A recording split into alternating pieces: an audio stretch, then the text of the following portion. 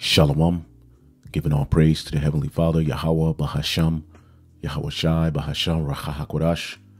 Double honors to the apostles and elders at Great Millstone who rule well. And as always, we give peace and salutations unto the elect.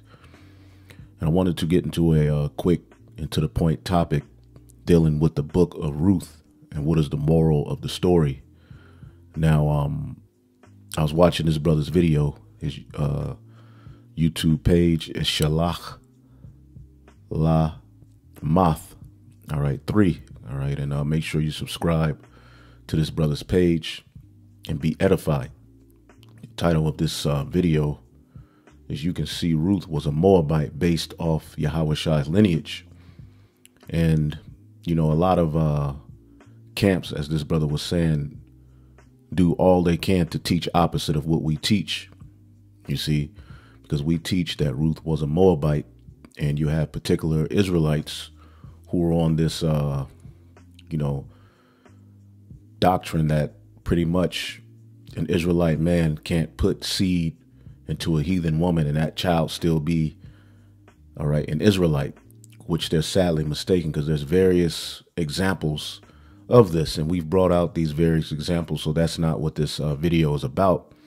You know, even Solomon's son, you know, directly after the kingdom was rent, all right, where you had, you know, the kings who sat on the throne of David, you know, the first one was Jeroboam, you see, which was Solomon's direct son, and his mother was an Ammonite, you see, an Ammonite queen, all right, that King Solomon laid with, and a seed came forth, and he sat upon the throne of David. Although he was wicked, he was still an Israelite of the tribe of Judah, which is how he was able to sit on that throne. Now, in this video, the brother, you know, is addressing a comment, because a lot of men and a lot of women constantly, you know, when you bring up the book of Ruth, they always want to argue on the nationality of Ruth, but they don't pay attention. All right. And I've very rarely seen anyone who's discussing this outside of us, you see, that brings out the true understanding of what the book of Ruth was about. They're so focused on the woman, and they're so focused on, you know, establishing their own righteousness, that they forget about the seed. You see, they're so focused on the earth. All right. But they're not acknowledging the seed and what this represented when you read the book of Ruth, which it wasn't called the book of Ruth, right? In the ancient days, it was just a story. And Ruth was a vessel chosen, as we'll read, you know, through a union with Obed, okay, to bring forth Jesse, which was the father of David. All right. That is the purpose of this story. When you read it, it's tracking the lineage of David and the Messiah. That's the main purpose that you should take from the book of Ruth. And that's what I want to get into real briefly. And I'll try to be as straight to the point as possible, because I've done a lesson on the whole book of Ruth before. If you want to look that up, just look up GMS Book of Ruth, Understanding the Book of Ruth. Should be on this page, but either way it goes, I'm pretty sure you can find it. Now, in this video, the brother was addressing a mocker who came onto the comment board, you know, arguing about, you know, the nationality of Ruth, because we've done videos on that already, you see. And here it is. This dude comes and puts a comment on the video saying, you know, I don't agree. And the brother asks him simply, you know, do you have a video or a lesson where I can listen to? And this dude sends someone else's video. As the scriptures say, yeah, prove your own works, man. But either way it goes, whether Ruth was an Israelite or a heathen, which we teach she was a heathen, all right, you know, ultimately, it doesn't matter.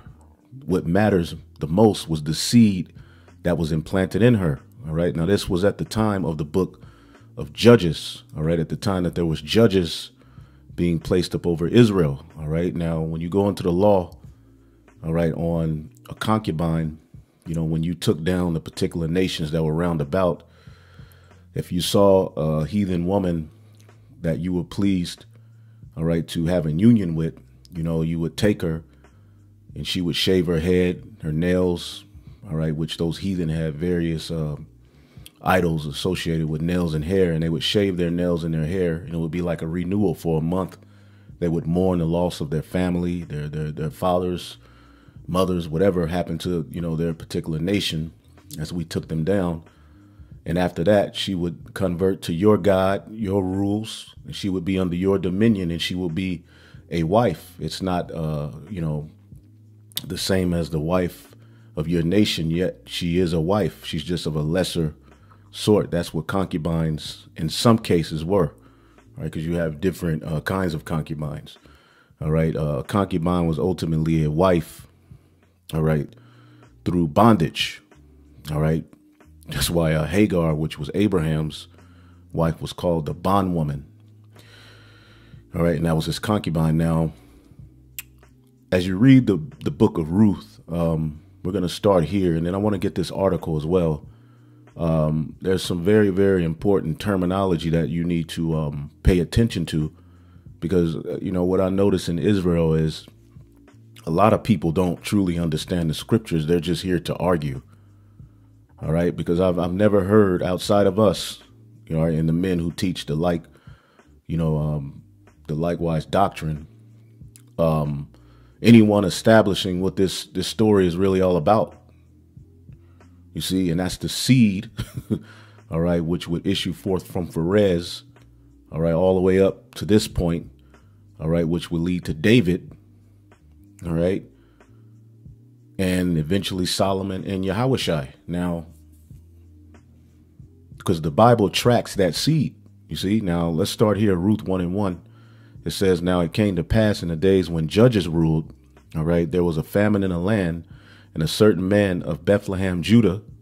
You see, and the reason it says Bethlehem, Judah, because there's two Bethlehems, all right. There's one in the region of the land that was given to Zebulun, and then there's one, all right, closer to Jerusalem, all right, which was the city of David, where David was born, where the Messiah was born, all right, and so forth, all right. Now there's a land, all right, attached to this, all right. So it says it said a certain man of Bethlehem, Judah, all right, went to sojourn in the country of Moab, he and his wife and his two sons. Now, his wife was Naomi. It was a famine in the land of Canaan, which is the land of Israel, basically. So they went ultimately to the country of Moab, okay? And as you read verse 2, it says, and the name of the man was Elimelech, all right, Elimelech, all right? I believe that the meaning of that is the power of the king. Let me just get that for you. My God is king. My power is king. All right. Aliyah Malak. All right. Now, that was the brother's name. All right. And he's, all right, of that lineage of Perez. All right. And we'll show you who Perez is in just a minute. All right. When I tie it all together, because I'm guarantee you the most or the majority of the men and women who make these arguments and come onto these videos crying and, you know, trying to establish that they don't know these basics.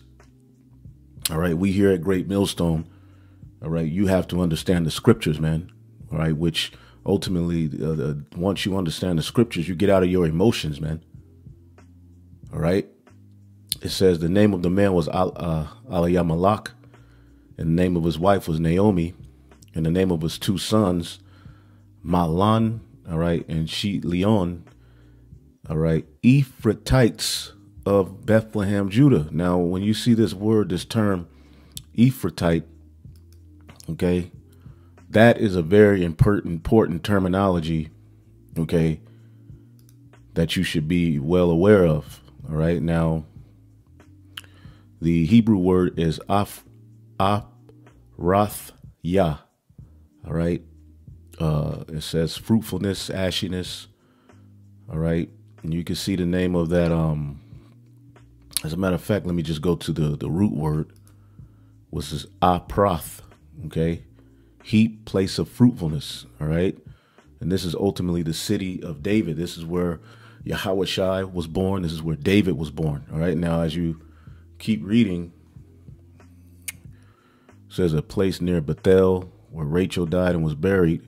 But as we read down, okay, you'll see that term Ephrath, right? You'll see it mentioned here. But let's get we'll get this in Psalms 132, and then we'll get Micah real quick. This is Psalms 132. Let's see here. And 1, a song of degrees. All right, this is David. Remember, Yahweh, remember David and all his afflictions, how he sware unto the Lord and vowed unto the mighty God of Jacob. Surely I will not come into the tabernacle of my house, neither will I go up into my bed. I will not give sleep to mine eyes or slumber mine eyelids until I find out a place for the Lord, for Yahweh, all right, which that's Jerusalem, all right, a habitation for the mighty God of Jacob. Lo, we heard of it at Ephrath. You see that? We found it in the fields of the woods. You see? Now, as you read down, what does it say here? Just to shorten, for the sake of time. Verse 11, the Lord hath sworn in truth unto David, he will not turn from it. Of the fruit of thy body, you see, will I set up thy throne.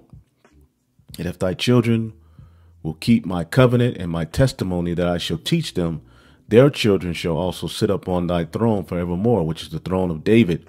And Yahweh Shai is going to sit on that throne, you see. And for the Lord have chosen Zion, he have desired it for his habitation, which Zion or Sion, all right, is ultimately Bethlehem, where the temple set, you see. And that's what we would rule out of. It said, this is my rest forever. Here will I dwell, for I have desired it. All right, so this is a particular land. As you read up, it says, we have heard it at Ephrath. All right, now as you let's go back. Let's get the prophecy here in Micah, the 5th chapter and the 2nd verse.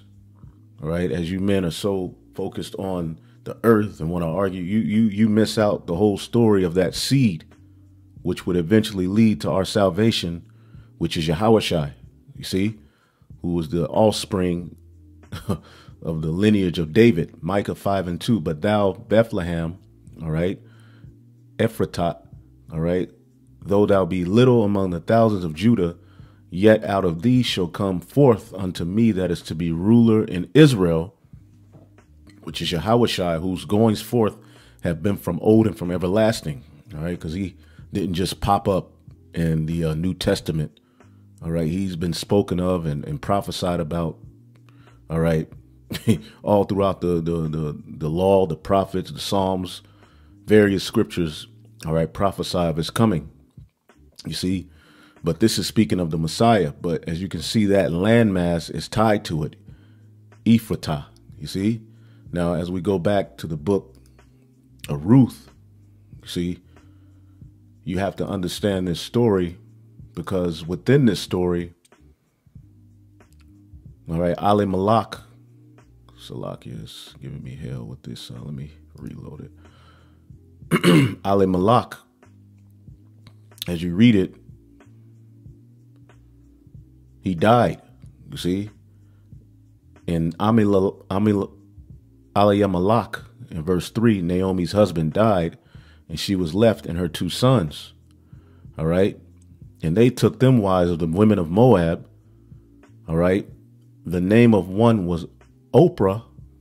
All right. Oprah is Orpah. All right. And it says, and the name of the other Ruth. And they dwelled there about 10 years. All right. And Malhan and Shilion died. You see, now the focus of this story should be that landmass, because it belonged to Aliyamalak, but he passed away. Then his 2 sons inherited it, right? And they passed away. You see? Now, as you read the story, Ruth was basically taken in by Naomi, all right? And you read the rest of the story. Now, what's the importance of this story as we continue reading in this story? Let's type in Boaz, all right? Boaz, all right? Ruth chapter 2 and 1. And Naomi had a kinsman of her husband's, You see, a mighty man of wealth, and the family of Alimelech, and his name was Boaz. You see? So as you continue reading this story, what you'll find out is that Boaz, okay, acted as a kinsman redeemer to buy back that land, all right, and he laid with Ruth, all right, to bring forth Obed, which would eventually bring forth Jesse, which would eventually bring forth David. Now let's look up the name Boaz, because like I say, you all are so focused on the earth, on the woman, because of course woman worship and, you know, whatever other, you know, ulterior motives you have. Because, you know, when we bring these things out, you all say that we bring this out and say she's a Moabite because we have heathen wives. Like, come on, bro. The Hebrew word is Boaz, which means fleetness. It says ancestor of David, kinsman redeemer to Ruth, daughter-in-law of Naomi. Uh-oh. So kinsman redeemer. You see? So this story could have easily been titled The Book of Boaz because of the law that he fulfilled, all right, in inheriting the rights to that land, all right, along with taking Ruth to be his wife and implanting a seed in her. It could have easily been called Ephratah, all right. It's called the Book of Ruth because she was the vessel chosen to bring forth that seed. You see, and you all are all, you know, going out of your wits because it's a heathen when you're not focusing on the main purpose, man, which is the seed. You see, now the purpose of that doing through Obed redeeming that land, which you can read the story. I don't want to get all of it. You have to read it for yourself. This is abideinchrist.com, all right, which we don't use the term Christ, but just for the purpose of this lesson, I'm going to go to this article. It says, our kinsman redeemer, Leviticus 25 and 25, Ruth, chapters 1 through 4. It says the nearest kinsman or kinsman redeemer is a Gaal. All right. Now, when you go to the book of Job, we'll just show you this word redeemer.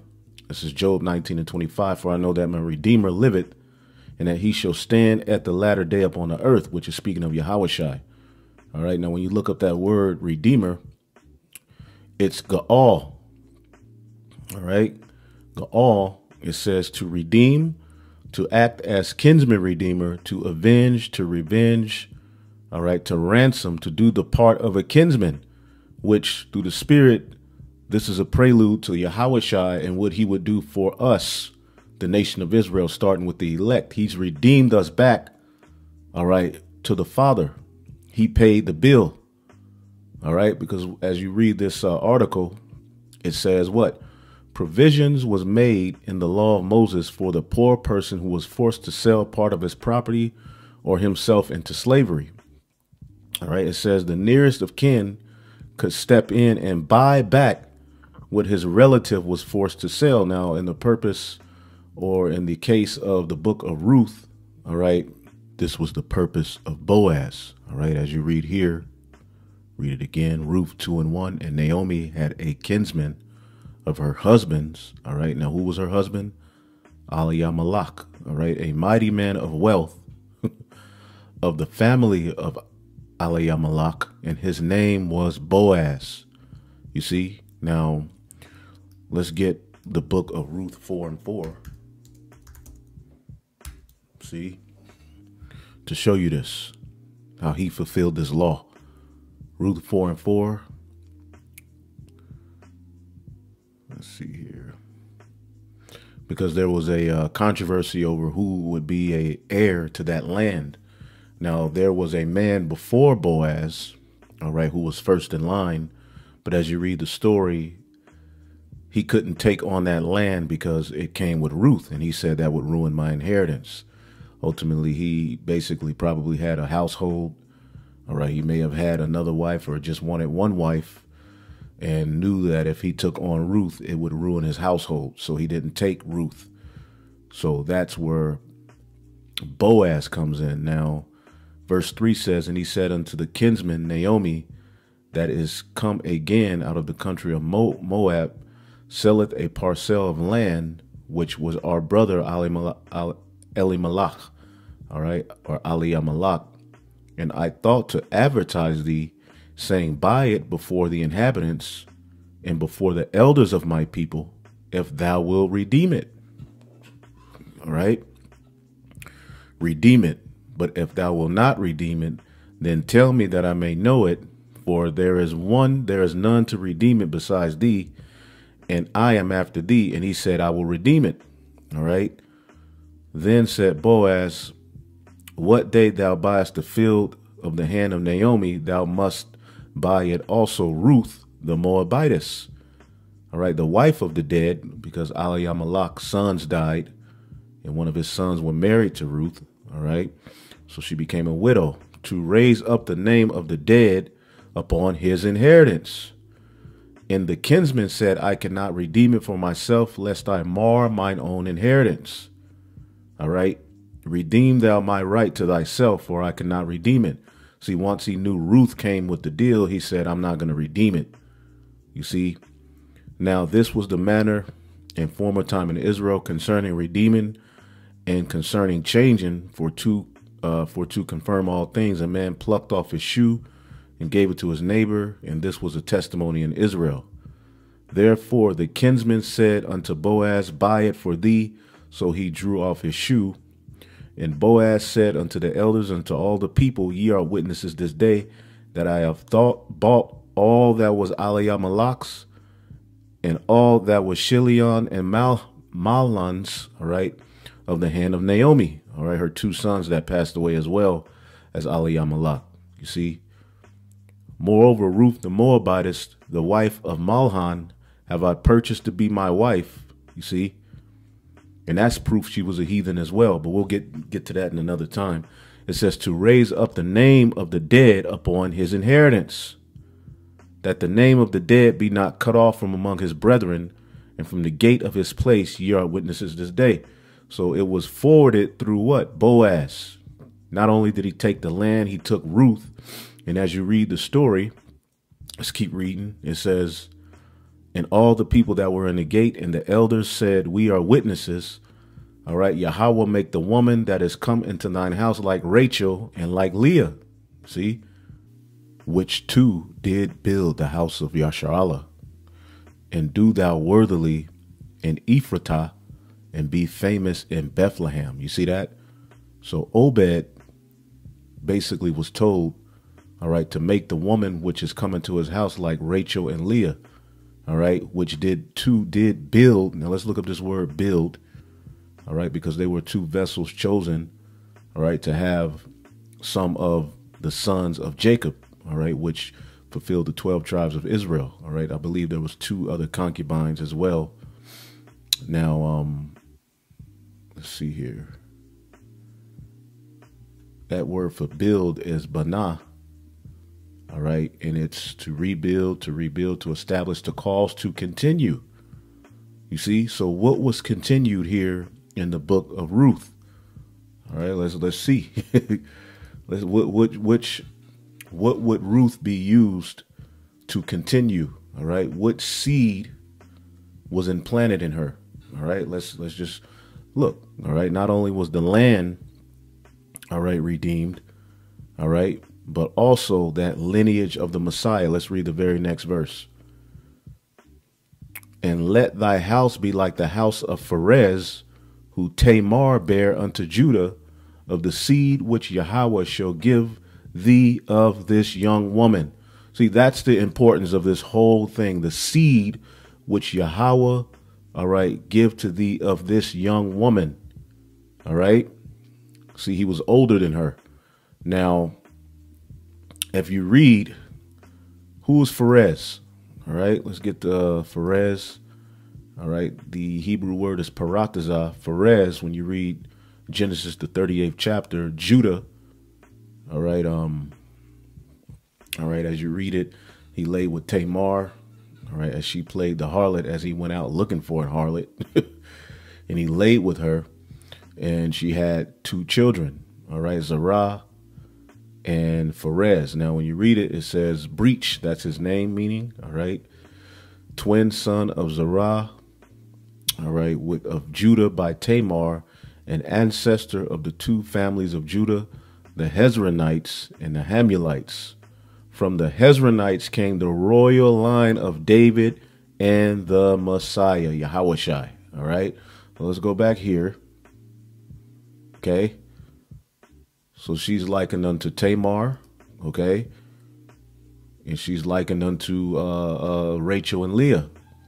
All right, because they were vessels chosen to what? Have a seed implanted into them to bring forth some very important figures for our nation.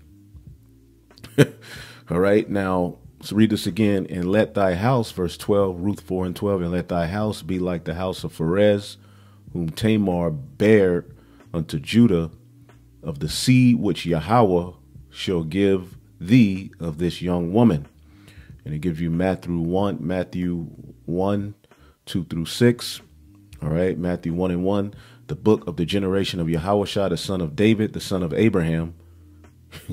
Abraham begot Isaac, Isaac begot Jacob, and Jacob begot Judas of his brethren, all right, which is Judah, all right, one of the 12 tribes of Israel, Judah, which the Messiah would come out of, all right, David would come, all right, before that, and it says, and Judah begot Pharez and Zerah of Thamar, which is Tamar, and Pharez begot Ezram, and Ezram begot Aram, and as you go all the way down, you know, right here, let's go here, and Salmon begot Boaz of Rahab, all right, which was a harlot, I believe, and Boaz begot Obed of Ruth, and Obed begot Jesse, and Jesse begot David the king, and David the king begot Solomon, all right, of her that had been the wife of Uriah, all right, Bathsheba.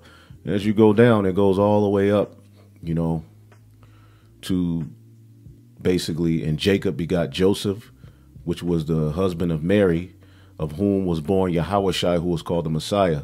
All right, these are the generations, all right, which led to the Messiah, showing you he had a father. His father was of the loins and lineage of David, all right, Boaz before that, you know, Jesse before that as well. Now, as you keep reading down in this chapter, it says, so Boaz took Ruth, and she was his wife, and when he went in unto her, the Lord gave her conception.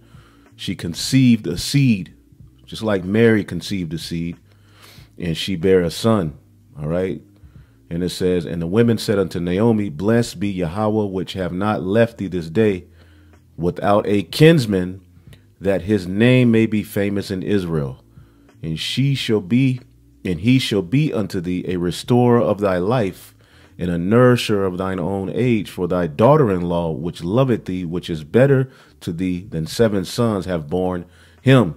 So what is the purpose of the book of Ruth? Ultimately, Boaz was that kinsman redeemer who came to save the day. All right. And ultimately, not only did he redeem that land, which was Bethlehem, all right, he redeemed that seed line, which would lead to the Messiah being born. And as you can see it here, it says the line of David began here. See, and Naomi took the child and laid it in her bosom and began to nurse, all right, and became nurse unto it. And the women, her neighbors, gave it a name, saying, there is a son born to Naomi, and they called his name Obed. He is the father of Jesse, the father of David. All right, and that's very important. All right, and it says, now these are the generations of Pharez. But Pharez begot Hezron. All right, and it goes all the way up. Pharez led to what? You know, Boaz, then Obed, then Jesse, then David. All right, and when you go to root, the root of Jesse, Isaiah 11 and 10, in that day there shall be a root of Jesse, which ultimately is the father of David, which, speaking of Yahushua, which shall stand for an ensign to the people. And to it shall the Gentiles seek, and his rest shall be glorious. And when you read this chapter, the Gentiles are speaking of the outcasts of Israel, all right, who have been scattered, all right, Israel and Judah, who have been scattered throughout the four corners of the earth. All right, now going back to this article, just to read a little bit more here, it says the nearest kinsman or kinsman redeemer is a Ga'al. The word means to redeem, to receive, or to buy back. Provision was made in the law of Moses for a poor person who was forced to sell his part of property or himself into slavery. His nearest of kin could step in and buy back what his relative was forced to sell. All right, and that's Leviticus 25 and 48. We can get that real quick. Leviticus 25 and 48. And after that he is sold, he may be redeemed again. One of his brother may redeem him. All right. You can read this whole chapter to get a grip on everything. And I'll put this article in the description box, and Lord willing, you can read it if you want to ultimately get more understanding. It says the kinsman redeemer was a rich benefactor, all right, or a person who frees the debtor by paying the ransom price. Now we know Yahushua would do this for the elect, all right, as he offered himself up as a sacrifice for our sins. He basically paid the bill. You see, that's why he is called the Redeemer, all right. But in this case, the rich kinsman was ultimately Obed. He was a man of, or Boaz, I should say. He was a man of wealth. Now, it said, if a fellow countryman of yours becomes so poor he has to sell his property, then his nearest kinsman is to come and buy back what his relative has sold. All right. The nearest of kin had the responsibility of redeeming his kinsman's lost opportunities. If a person was forced into slavery, his redeemer purchased his freedom. And this is what Yahushua did for us overall. You see, when debt threatened to overwhelm him, the kinsman stepped in to redeem his homestead and let the family live. All right. If a family member died without an heir, the kinsman gave his name by marrying the widow and rearing a son to hand down his name. All right. And that's Deuteronomy 25 and 5. All right. Genesis 38 and 8 and Ruth chapters 3 through 4. All right. It says, when death came at the hands of another man, the Redeemer acted as an avenger of blood and pursued the killer. All right. And that's what Yahushua is going to do for us as well as the kinsman redeemer. You see, it says Ga'al was used of things consecrated to God. Leviticus 27, 13 through 31, as of God as redeeming man. And it goes into those scriptures. And I'll put this in the description box so you can read it to yourself. It said the right of redemption and the office belong to the nearest kinsman or near kin, near relative. All right. It says Yahweh is the great kinsman of his people. Where their liberty was lost in Egypt, he rescued them from bondage. And how did he rescue them? Via that angel. You see that was on that chariot, which is Yahushua. All right. And that's how he redeemed with his stretched out arm, his right hand, which is Yahushua. All right.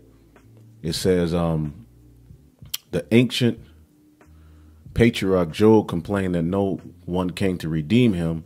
His faith is seen reaching out and proclaiming that Yahweh will provide his Ga'al, which is Yahushua. He speaks of that as we read earlier. All right.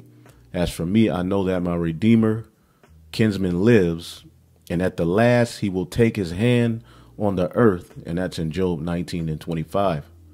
Job's hope looked for the coming Messiah. He affirmed his faith that his Redeemer will come to the earth. And that's speaking of Yahushua. And he said he himself will see Yahushua, showing you he would be in a new body. But that's a whole nother lesson for another time, man. And when you read this, it goes into how Yahushua fulfilled that for us. You see, it says 4 things were required. All right. In order for a kinsman to redeem, he must be near of kin. OK, he must be able to redeem. All right. He must be free of any calamity or need of redemption himself. All right. He must be willing to redeem. You see, redemption was complete when the price was completely paid. All right. And Yahushua fulfilled all of these with his sacrifice. And he is, all right, our kin. All right. He's free from calamity because he was sinless. All right. Or need from redemption himself because he paid the price. All right. He was willing to redeem. He offered himself up. The Lord put the spirit on him. All right. It says, Yahushua is my Gaal. All right. Now, this is, of course, a Christian website, but this is speaking actually for us as Israelites. You see, he's our nearest kinsman. All right. It says, for what the law could not do, weak as it is, was through the flesh, God did send in his own son in the likeness of sinful flesh. I guess he had the mark of the beast. And as an offering for sin, he condemned sin in the flesh. All right. It said Yahushua has the power to redeem. All right. It gives you the scriptures. He was willing to redeem. He gave himself. All right. Yahushua has paid the price in full. All right. It says our redemption is precious. All right. And you can read this article so that you can understand the importance of the book of Ruth and the importance of Obed. You see, a lot of you want to make these constant arguments about the nationality of Ruth, but you're not really fully understanding what this book, all right, fully means for us as Israelites. All right. It brought forth it continued that line in which the Messiah would be, brought through. So the water Yahweh Bashim Yahushai, all right, for Obed, who laid with Ruth, the water Yahweh Bashim Yahushai for Ruth. All right. Within this story, which that egg, which was in her, nourished the seed. She conceived the seed and brought forth Obed, which got Jesse.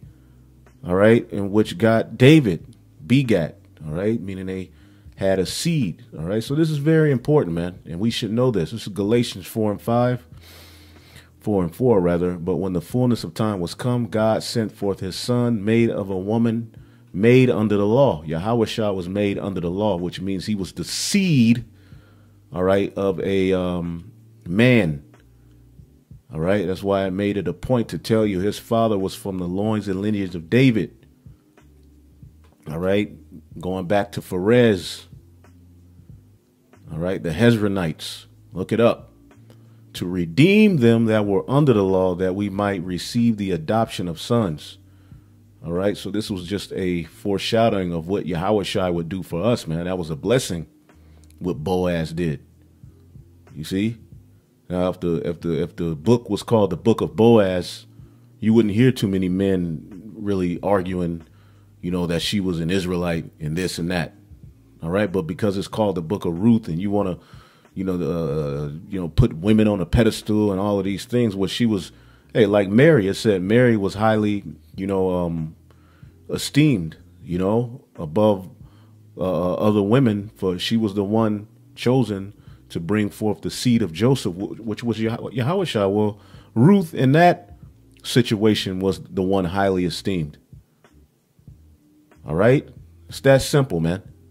She was just a vessel chosen to bring forth that seed. But the importance of it all was, all right, that land, which was Aliyah Malak's, all right, and that descendant, Boaz, who had the riches and acted as kinsman redeemer, all right, and brought forth seed through Ruth, point blank, period. Now, that word redeem here in Galatians, all right, is Salakia. Up real quick. To redeem them that were under the law. Who was under the law? The Israelites. All right. And basically through the flesh, we couldn't fill the bill, man. We were in debt. So Yahushua paid the bill, man, and redeemed us. Strong's G 1805. Exagarazo. All right. It says to redeem by payment of a price, to recover from the power of another, to of ransom, to buy off. All right.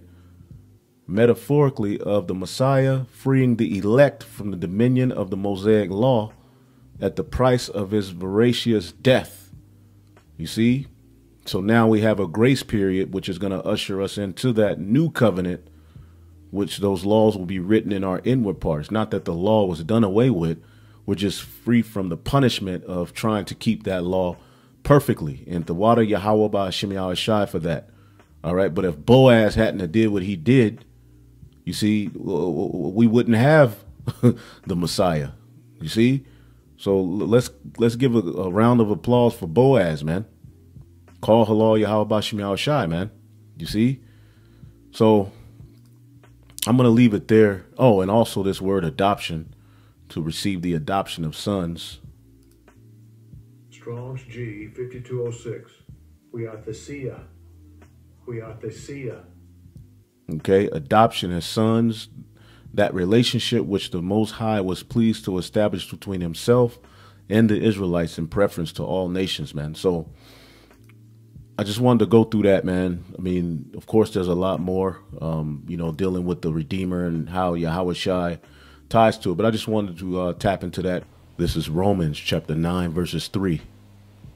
For I could wish that myself were accursed from Hamashiach, for my brethren, my kinsmen according to the flesh, all right, who are Israelites, to whom pertaineth the adoption and the glory and the covenants and the giving of the law and the service of God and the promises, whose are the fathers, and of whom as concerning the flesh Hamashiach came, who is over all, God bless forever. Amen. You see, he is the kinsman redeemer. All right. Not only does he have the ability, all right, to redeem, he's willing to redeem. All right. He will redeem. All right. His people back to the Most High. All right. And we will go back to that land which was promised to Abraham, Isaac, and Jacob, and rule forever and ever and ever under that order when he returns. All right. So I'm going to leave it there. Hopefully I will edify, giving all praise to Yahweh Ba'Hashem Yahushai, Ba'Hashem Rachak Wadash, double honors to the apostles and elders of Great Millstone. Peace and salutation to the elect. Shalom.